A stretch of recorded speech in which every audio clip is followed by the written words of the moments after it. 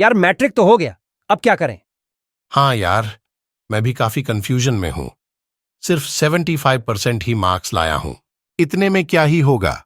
मुझे भी सिर्फ 70% ही आए हैं। आज के टाइम पे इतने मार्क्स मतलब फेल ही समझो। अब तो करियर चुनने में भी परेशानी होगी।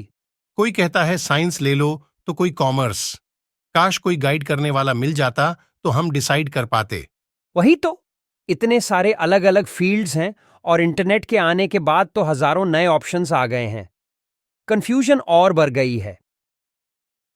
A few moments later. क्या हुआ बच्चों? कुछ परेशान से दिख रहे हो। क्या बात है? हाय विनय अंकल, परेशान तो होंगे ना? करियर का सवाल जो है। बताओ क्या बात है। शायद मैं कुछ तुम्हें गाइड कर पाऊं। अंकल, हमारे मैट्रिक के रिजल्ट्स कल ही आए हैं। मुझे 75% आया है और इसे 70%। हम तो बड़ी कंफ्यूजन में हैं कि कैसे डिसाइड करें कि आगे क्या करना है। ये तो खुशी की बात है कि तुम लोग कंफ्यूज हो। इसका मतलब है कि लाइफ और करियर को लेकर काफी सीरियस हो। तुम जैसे स्टूडेंट्स को गाइड करने में मुझे खुशी होगी। हाँ अंकल, तो बताइए कि क्या किया जाए। साइंस ले, कॉमर्स लें या आर्ट्स? हाँ अंकल, इंडिया में इतना कंपटीशन है ना कि जिधर देखो उधर ही भीड़ नजर आती है। कोई भी करियर आसानी से मिलता कहाँ है। सभी जगह उतना ही कंपटीशन है। ऐसे में क्या करना सही रहेगा? अच्छा बताओ कि फैमिली में लोग क्या करते हैं तुम लोग के? अंकल, मेरे पापा तो गवर्नमेंट जॉब में हैं। आपको तो मालूम है कि इंडिया में गवर्नमेंट जॉब का कितना क्रेज है, और वो भी यही चाहते हैं कि मैं भी गवर्नमेंट जॉब में ही जाऊं। और तुम्हारे? अंकल, मेरे पापा की एक किराने की छोटी दुकान है। उनका तो फोकस बस इंजीनियरिंग की तरफ ही रहता है। मैंने उनको कई बार समझाया भी है कि इंजीनियरिंग करने के बाद भी कोई गारंटी नहीं है कि सब कुछ अच्छा ही हो। अभी कुछ दिनों पहले तो वह न्यूज भी आई थी कि आईआईटी के स्टूडेंट्स को भी प्लेसमेंट नहीं मिल रही। मैंने ये वाली न्यूज भी अपने पापा को बताई, फिर भी वह मुझे कोटा भेजना चाहते हैं आईआईटी एंट्रेंस की तैयारी के लिए।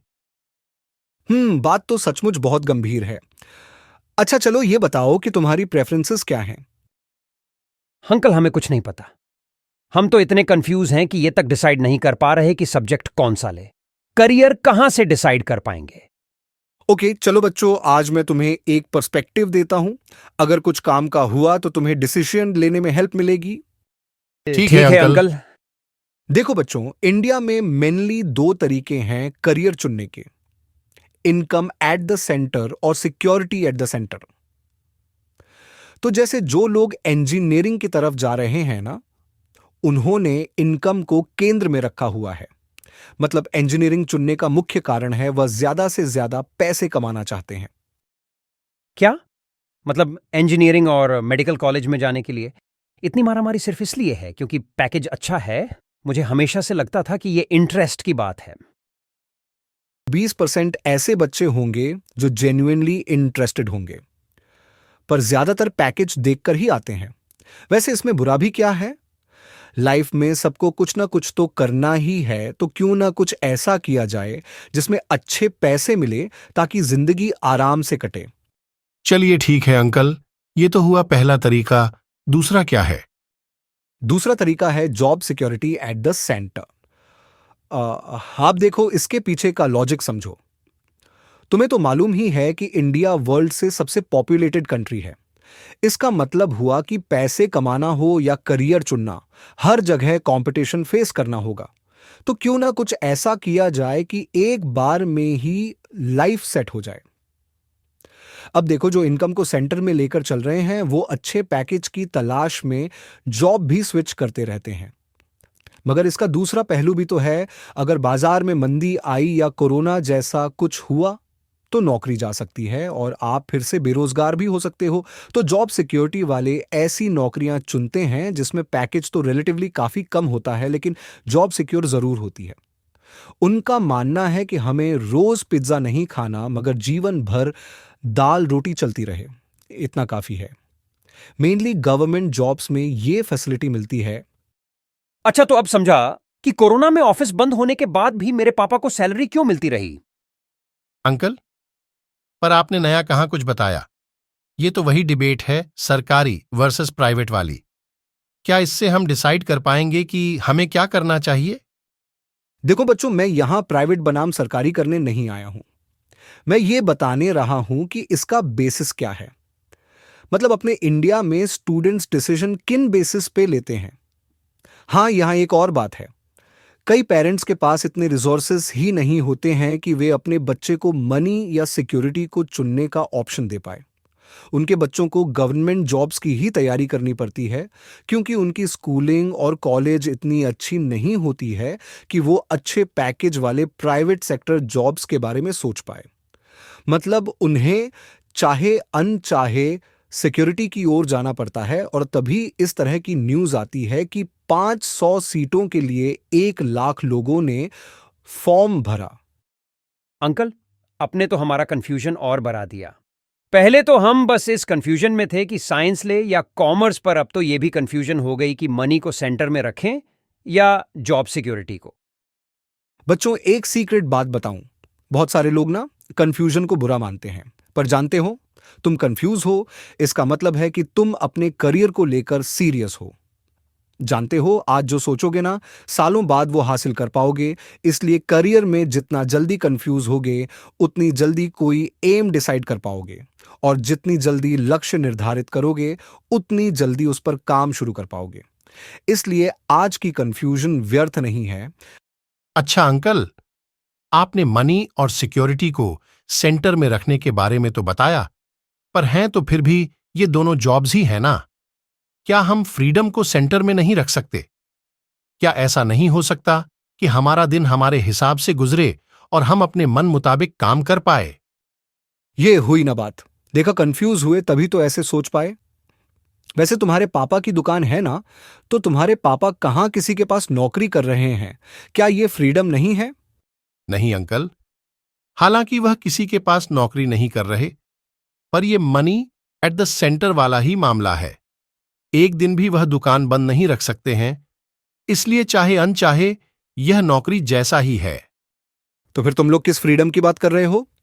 अंकल, आज के दौर में सिर्फ दुकान से ही फ्रीडम नहीं हासिल की जा सकती है, और कई नए नए प्रोफेशन आ गए हैं जो आज से कुछ साल पहले नहीं थे।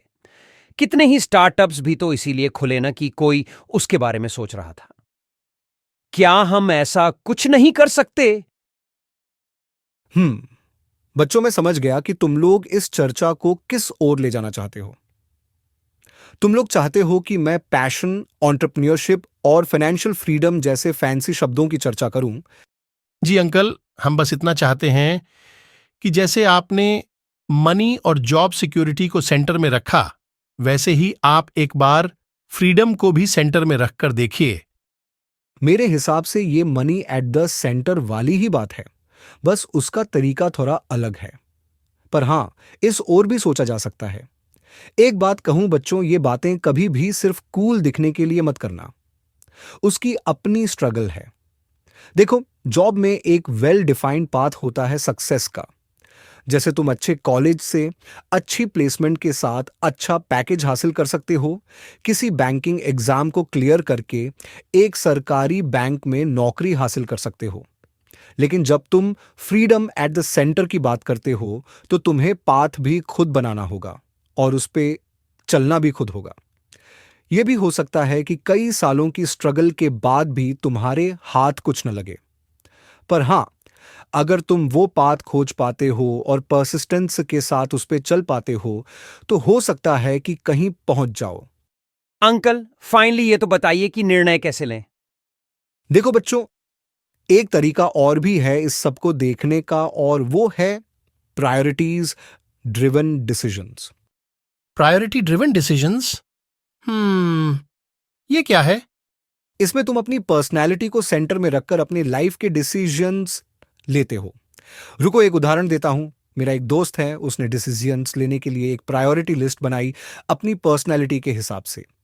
जैसे उसे अपने छोटे शहर से बहुत लगाव था, इसलिए उसने डिसाइड किया कि वह अपनी पूरी लाइफ वहीं बिताना चाहेगा और महानगरों में सिर्फ घूमने जाएगा। फिर उसने सोचा कि अगर चॉइस मिले तो वह फ्रीडम को सेंटर में रखेगा, लेकिन जब तक चॉइस नहीं मिलती, वह नौकरी भी कर लेगा। अब क्योंकि वह छोटे शहर से है तो उसे अच्छी पैकेज वाली प्राइवेट जॉब तो मिलेगी नहीं, इसलिए उसने डिसाइड किया कि अगर नौकरी करनी है तो वह राज्य सरकार की कोई नौकरी करेगा जिससे उसे अपने शहर के पास रहने का मौका मिल सके। अंत में उसने डिसाइड किया कि जब तक फ्रीडम हासिल नहीं हो जाती वह अलग अलग चीजें ट्राई करता रहेगा। और इस तरह उसने लगभग 1 साल तैयारी की। उसके बाद अपने घर के पास ब्लॉक ऑफिस में 3 साल नौकरी की और अभी उसने अपनी नौकरी से रिजाइन देकर एक डिजिटल मार्केटिंग एजेंसी खोल ली अपने शहर के आसपास के दुकानदारों के लिए जो ऑनलाइन आना चाहते हैं। और मालूम है उसने 2 एम्प्लॉयज को भी रखा हुआ है। तो देखा बच्चों, यह भी एक तरीका हो सकता है निर्णय लेने का। माय गॉड अंकल, इसका मतलब लाइफ ब्लैक एंड व्हाइट या फिर आइदर और नहीं है? बिल्कुल बच्चों, ये एक स्पेक्ट्रम की तरह है जिसमें job security, package, job location, freedom, social respect जैसे कई डायमेंशंस हैं। तो तुम्हें देखना है कि इस स्पेक्ट्रम में तुम्हारी पर्सनैलिटी कहाँ फिट बैठती है और उसके हिसाब से डिसीजंस लेने हैं। थैंक यू अंकल, आपने इतनी अच्छी तरह से गाइड किया है कि मैंने भी डिसाइड कर लिया है कि मुझे क्या करना है। मैं भी फ्रीडम को सेंटर में रखूंगा, लेकिन शुरू शुरू में नौकरी करने से भी परहेज नहीं करूंगा और इसकी तलाश में किसी महानगर भी जाना पड़े तो जाऊंगा। पर अभी सिर्फ 10वीं ही पास की है, तो अभी 2 साल कंप्यूटर्स में डिप्लोमा करूंगा और बारीकी से बेसिक्स सीखूंगा। जैसे ही डिप्लोमा कंप्लीट होगा मैं मुंबई जाकर एक डेटा साइंस का कोर्स करूंगा और पार्ट टाइम में एक जॉब भी करूंगा। इंटर्नशिप पूरी करने और कुछ प्रोफेशनल वर्क एक्सपीरियंस गेन करने के बाद अपनी वेबसाइट बनाकर और लिंक्डइन पर अपनी सर्विसेज ऑफर करूंगा। जब कुछ सालों बाद लगने लगेगा कि अब अपने शहर में रहकर भी इसे चलाया जा सकता है, तो मैं अपने शहर वापस आ जाऊंगा। शाबाश, ये हुई ना बात। तो अभी तुम कंप्यूटर्स में डिप्लोमा करोगे?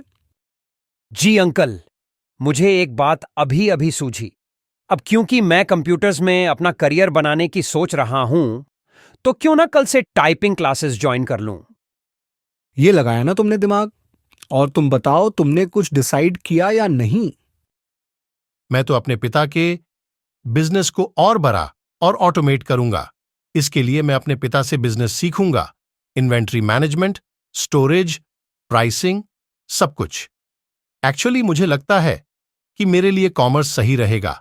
इससे मैं मैक्रो और माइक्रो इकोनॉमिक्स को भी समझ पाऊंगा और अकाउंटिंग पर कर बिजनेस के हिसाब किताब को भी मेंटेन करना सीख जाऊंगा। मुझे भी लगता है कि इन सब में टेक्नोलॉजी की मदद तो लेनी ही पड़ेगी, इसलिए मैं भी तेरे साथ टाइपिंग सीखने जाऊंगा। कल से ही चलते हैं फिर। शाबाश, ये हुई ना बात।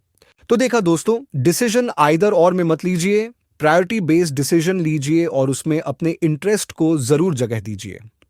घर के पास रहना है या अच्छे अपॉर्चुनिटीज की तलाश में बड़े शहर जाना है? क्या दिल्ली का पोल्यूशन बर्दाश्त कर सकेंगे 1 लाख महीने की सैलरी के लिए? सब कुछ कंसिडर करिए। देखिए, सब लोग कुछ न कुछ कर ही लेते हैं। अंतर बस इतना है कि कोई काम को चुनता है तो किसी को काम चुन लेता है। कोशिश करिए कि फैसले लेने में इतनी देर ना हो जाए कि आपके पास काम को चुनने का ऑप्शन ही ना हो। वीडियो देखने के लिए धन्यवाद।